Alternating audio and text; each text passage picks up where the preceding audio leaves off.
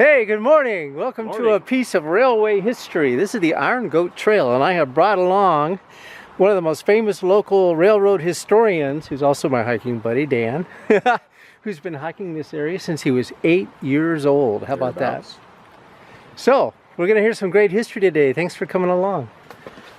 So this is the current line, and I made a big horseshoe and then went up this blue line. And that's right where we are at the trailhead. Oh, right here. Then it went up here, went through this horseshoe tunnel, came all the way back up through Windy Point, and then all the way up to Wellington. And we hope to get to Wellington today. Cool. Here's one of the old steam engines coming out of one of the tunnels.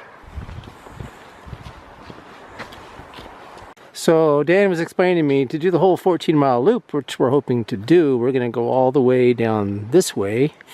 This is a shortcut if you want to make a shorter loop. So there was a short little approach to this point, just 100 yards or so, and now we are on the old railroad grade. This was put through in 1893 and then abandoned in 1929 when the Cascade Tunnel was put in. But you can see both sides here, there's cuts in the rock. So this is now the old railroad line through here. Well, these aren't the originals, but they're remembrances, the mile markers. That means that on the Great Northern, they were 1,720 miles away from St. Paul. Wow, look at that. One of the problems that they had up here was the constant snowfall that would come down and cover the tracks, and there were all sorts of fatalities, including the Wellington Disaster, and so over the years they built snow sheds. Most of this was covered by snow shed, and so these retaining walls would be the basis for the snow shed that would then come down across the tracks. Wow. Along the way you see these concrete abutments, and that's where the snow shed that would be anchored on that wall would be over the top of us, and then the outside the pillars would come down, and then the snow shed would cover all of this in.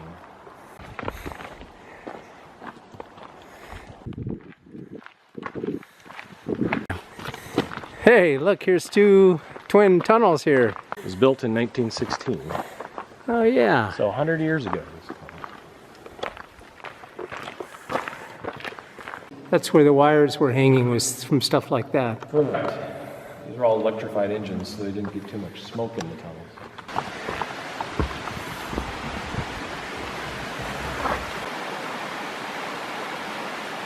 Here's the end of the part we couldn't walk through. And then is that the continuation of the tunnel up there? Oh, I guess, yeah. Wow. So this is the first of the twin tunnels. That first we passed was just a snow shed. So that's the first. Then it came out, this was under a snow shed, see that? Yeah. And then it went back in the tunnel, which is collapsing now over there.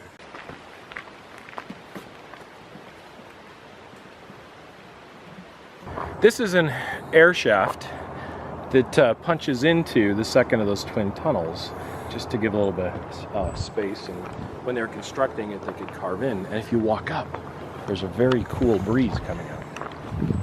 Oh yeah, I can feel the breeze.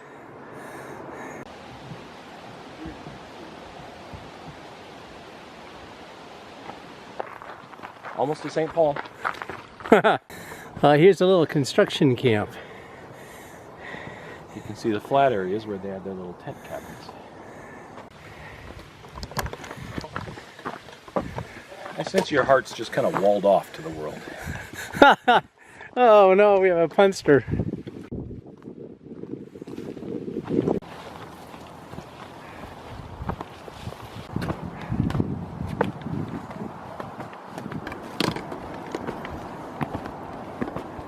This is the side trail to the spillway pool. Not maintained at all, obviously. And here it is. And that's Windy Mountain up there they fed, way up there. And this is a spillway.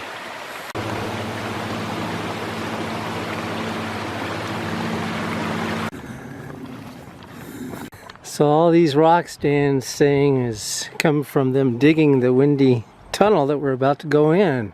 Windy and one other tunnel. And as they dug those tunnels, these are all the tailings that came out of them.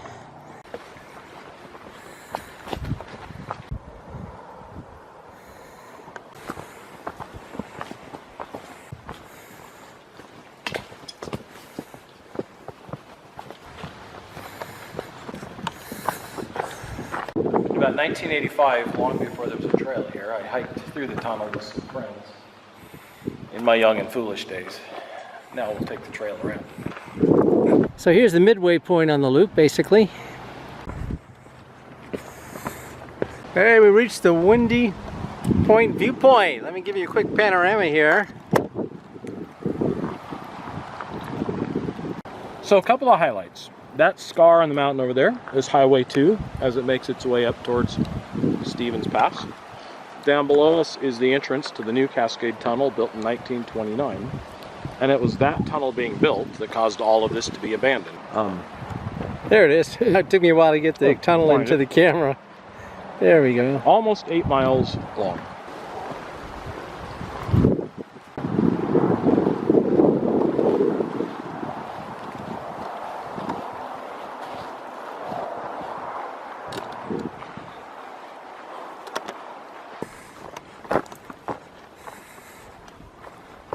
So this is the remnants of one of the original snow sheds.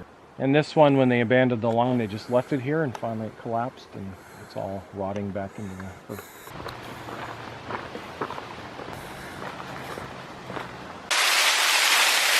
Wow.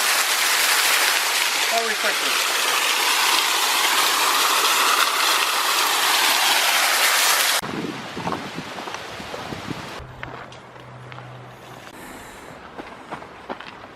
This is just really cool.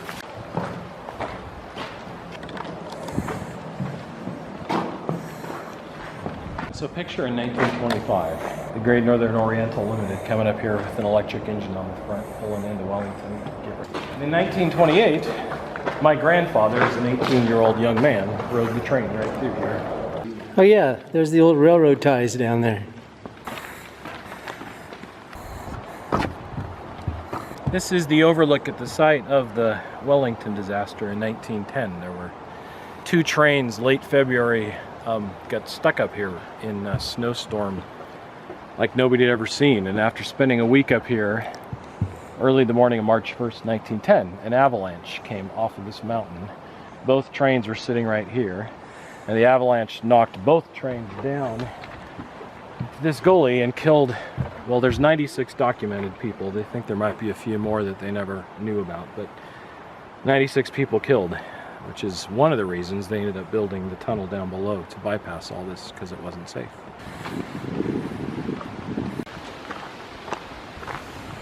So this is the Wellington Trailhead that we're at. We'll be going back the way we came, but this is where some hikers start their hike. That's where they worked on the rotary snowplows. Yeah. This is the western portal of the old Cascade Tunnel, built in 1900 and used until 1929. It was about 2.5 miles long and got the Great Northern across the Cascade Mountains. Sometime in about 1989 or 90, my friend Brent and I hiked to the middle point of that tunnel, where we were viciously attacked by a killer deer that stalked us all the way out and tried to kill us, but we prevailed. Well, we're going to head back from here, so I'm going to end the video now, but I'll end it with a shot of that cool train going through the brand new Cascade Tunnel that we caught up on Windy Point. So thanks for coming along. Have a good one.